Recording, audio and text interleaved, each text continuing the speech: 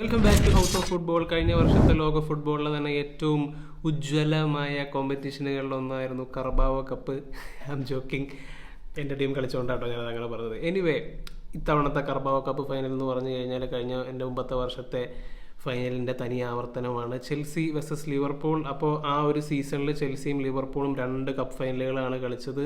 അപ്പോൾ 2 മത്സരങ്ങളും പെനാൽറ്റിയിലേക്ക് പോയി. പക്ഷേ 2ലും ലിവർപൂൾ വിജയിച്ചു. അപ്പോൾ ചെൽസിയെ സംബന്ധിച്ച് ഇത് റിവെഞ്ചിൻ്റെ സമയമാണ്, അല്ലെങ്കിൽ റിവെഞ്ചിൻ്റെ അവസരമാണ്. 3 തവണ ഒരു ടീമിനെതിരെ കപ്പ് ഫൈനലുകൾ തോക്കുക എന്ന് പറഞ്ഞു കഴിഞ്ഞാൽ അതൊരു ഹാട്രിക് തോൽവിയാണ്. മാത്രമല്ല അത് വലിയൊരു നാണക്കേടാണ്. അപ്പോൾ അതുകൊണ്ട് തന്നെ ചെൽസിയെ സംബന്ധിച്ച് ഇത് വളരെ ഇമ്പോർട്ടൻ്റ് ആയിട്ടുള്ളൊരു മത്സരമാണെന്ന് തന്നെ പറയാം.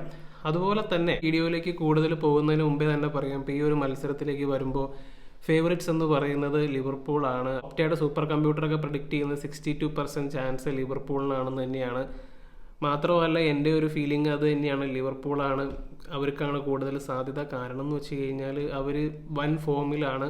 മാത്രമല്ല ചെൽസിയുടെ ഫോം നമുക്കറിയാം. ഓവറോൾ നോക്കിക്കഴിയുമ്പോൾ ഈ 2 ടീമുകളും തമ്മിൽ നല്ല വലിയ അന്തരമുണ്ട്. അപ്പോൾ അതുകൊണ്ട് തന്നെ ലിവർപൂളിനാണ് സാധ്യത. എന്നാൽ പോലും ചെൽസിയെ നമുക്ക് തള്ളിക്കളയാൻ പറ്റില്ല. ഓഫ് കോഴ്സ് ഇതൊരു കപ്പ് ഫൈനലാണ്. ഏത് ടീമാണെങ്കിലും കപ്പ് ഫൈനലിലേക്ക് വരുമ്പോൾ അവരുടെ ഭാഗത്തു നിന്ന് they will give it A go. അതുപോലെ തന്നെ പ്രൂവൺ ആയിട്ടുള്ള പ്ലെയേഴ്സ് അവിടെ ഉണ്ട്. സ്റ്റെർലിങ്ങിൻ്റെ കാര്യം എടുക്കാം, 3-4 തവണ, അല്ലെങ്കിൽ ഏറ്റവും കൂടുതൽ ഈ ഒരു പ്ലെയേഴ്സിൻ്റെ കൂട്ടത്തിൽ ഏറ്റവും കൂടുതൽ തവണ EFL കപ്പ് അടിച്ചിട്ടുള്ള പ്ലെയർ എന്ന് പറയുന്നത് സ്റ്റെർലിംഗ് ആണ്. പാൽമർ ഉണ്ട്, അതുപോലെ എൻസോ ഫെർണാണ്ടസ് ഒക്കെ ആണെങ്കിലും പ്രൂവൺ ആയിട്ടുള്ള പ്ലെയേഴ്സാണ്. ഇനിയിപ്പോൾ ഇൻഡിവിജ്വലി നമുക്ക് 2 ടീമുകളെ കുറിച്ച് നോക്കാം. അപ്പോൾ നമ്പർ 1 ലിവർപൂളിനെ കുറിച്ച് പറഞ്ഞു തുടങ്ങാം. അപ്പോൾ ലിവർപൂൾ കിടിലം ഫോമിലാണെന്നുള്ള കാര്യം എല്ലാവർക്കും അറിയാം. അപ്പോൾ അവർ 2-4-1 വിജയങ്ങളാണ് സ്വന്തമാക്കിയിട്ടുള്ളത്. ഇപ്പോൾ റീസെൻ്റ്ലി ബ്രെൻഫോർഡിനെതിരെയും അതുപോലെ തന്നെ ലൂട്ടണിനെതിരെയും. ഇപ്പോൾ ലൂട്ടണിനെതിരെ ആണെങ്കിലും ഒരു ഫ്രിഞ്ച് പ്ലെയേഴ്സിനെയൊക്കെ വെച്ച് ഒക്കെ നല്ല പെർഫോമൻസ് കാഴ്ചവെക്കാനായിട്ട് ക്ലോപ്പിൻ്റെ ടീമിന് സാധിച്ചു എന്നുള്ളതാണ്. അപ്പോൾ അത്രയും നല്ലൊരു മെൻറ്റാലിറ്റിയിലാണ് ടീം ഇരിക്കുന്നത്. ശരിക്കും പറഞ്ഞാൽ പ്രത്യേകിച്ച് ഒരു വീക്ക്നെസ്സും ലിവർപൂൾ സ്ക്വാഡിലേക്ക് നോക്കിക്കഴിയുമ്പോൾ നമുക്ക് കാണാനില്ല. ചെറിയ അല്ലറ ചില്ലറ ഇഞ്ചുറീസൊക്കെ ഉണ്ടെങ്കിൽ പോലും അതൊന്നും അവരെ ബാധിക്കുന്ന പോലെയല്ല. നമ്മൾ മുമ്പ് ചെയ്തൊരു വീഡിയോയിൽ പറഞ്ഞതാണ്, അതൊന്നും ബാധിക്കുന്ന പോലെയേ തോന്നുന്നില്ല. അതുപോലെ തന്നെ കുറച്ച് ഇഞ്ചുറി ഉള്ള പ്ലെയേഴ്സ് ഉണ്ടായിരുന്നു. നുനസ്, സൊബോസ്ലായ്, അതുപോലെ സലക്കൊക്കെ ഈ ഒരു മത്സരത്തിലേക്ക് വരുമ്പോൾ അല്ലെങ്കിൽ അതിന് വേണ്ടിയിട്ട് അവർ ട്രെയിനിങ് സ്റ്റാർട്ട് ചെയ്തെന്നുള്ള തരത്തിലും വാർത്ത വന്നിരുന്നു. അതുപോലെ പിന്നെ പറയാൻ പറ്റുന്ന ഒരു ചെറിയ വീക്ക്നെസ് എന്ന് പറഞ്ഞു കഴിഞ്ഞാൽ ആലിസൺ ഇല്ല, അവിടെ ഉള്ളത് കെല്ലഹർ ആണെന്നുള്ളതാണ്. പക്ഷേ ഇതേ കെല്ലഹർ ചെൽസിക്കെതിരെ അന്ന് കപ്പ് ഫൈനലിൽ പെനാൽറ്റി ഒരു സ്കോർ ചെയ്തൊരു മനുഷ്യനുമാണെന്നുള്ളതാണ് എടുത്തു പറയാനുള്ള മറ്റൊരു കാര്യം. അപ്പോൾ അതാണ് ലിവർപൂളിൻ്റെ സൈഡിലേക്ക് നോക്കിക്കഴിയുമ്പോൾ ഉള്ള കാര്യം. ഇനി ചെൽസിനെ പറ്റി പറയുകയാണെങ്കിൽ ചെൽസിയുടെ ലാസ്റ്റ് 3 മത്സരങ്ങൾ നോക്കിക്കഴിഞ്ഞാൽ 2 വിജയം, 1 ഡ്രോ എന്നുള്ളതാണ്. അപ്പോൾ ഡ്രോ എന്ന് പറയുന്നത് എത്തിഹാദി ഇപ്പോൾ ഒരു ഡ്രോ പിടിച്ചു എന്നുള്ളത് ഒട്ടും മോശം കാര്യമല്ല. അത് ശരിക്കും പറഞ്ഞാൽ ഈ ഒരു കളിയിലേക്കൊക്കെ വരുമ്പോൾ നല്ലൊരു മോറൽ ബൂസ്റ്റാണ് അതെന്ന് വേണമെങ്കിൽ പറയാം. അതുപോലെ തന്നെ ചെൽസിക്ക് ഈ ഒരു സീസണിൽ റിയലിസ്റ്റിക് പ്രതീക്ഷകൾ എന്ന് പറയാനായിട്ടുള്ളത് കപ്പ് വിജയിക്കുക എന്നുള്ളതാണ്. അപ്പോൾ ഒരു കപ്പ് വിജയിച്ച് കഴിഞ്ഞാൽ തീർച്ചയായും അതൊരു മോശം സീസൺ എന്ന് പറയാൻ പറ്റില്ല. കപ്പടിക്കുന്ന സീസണൊക്കെ എപ്പോഴും ഡീസൻറ്റ് നല്ല സീസൺ തന്നെ പറയാൻ പറ്റുള്ളൂ.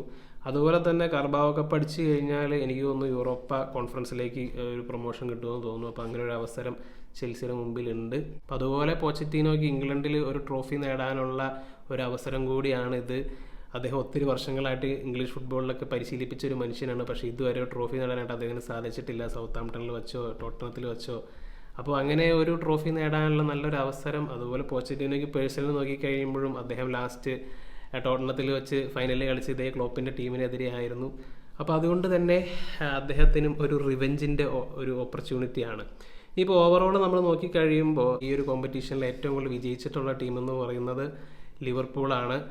അതുപോലെ തന്നെ മറ്റൊരു കാര്യം എന്ന് വെച്ച് കഴിഞ്ഞാൽ ലിവർപൂളും ചെൽസിയും തമ്മിൽ കഴിഞ്ഞ 7 തവണ ഏറ്റുമുട്ടിയപ്പോഴും 4 തവണ വിജയിച്ചിട്ടുള്ളത് ചെൽസിയാണ്. അപ്പോൾ അങ്ങനെ ചില ഫാക്ടേഴ്സൊക്കെ ഇതിനകത്തുണ്ട്. അതുപോലെ തന്നെ ടീം ന്യൂസിലേക്ക് നമ്മൾ നോക്കിക്കഴിയുമ്പോൾ 2 ടീമുകൾക്കും ഒത്തിരി ഇഞ്ചുറീസ് ഉണ്ട്. ഇപ്പോൾ ചെൽസി ടീമിലേക്ക് നോക്കിക്കഴിഞ്ഞാൽ റീസ് ജെയിംസ്, ബാഡഷീൽ, ഫൊഫാന, കുക്കറേയ, തിയാഗോ സിൽവയ്ക്കിയുടെ കാര്യം സംശയമാണ്. അതുപോലെ തന്നെ സാഞ്ചസ് ഗോൾ കീപ്പർ, അദ്ദേഹത്തിന് ചെറിയ നീ പ്രോബ്ലം ഉണ്ടായിരുന്നു.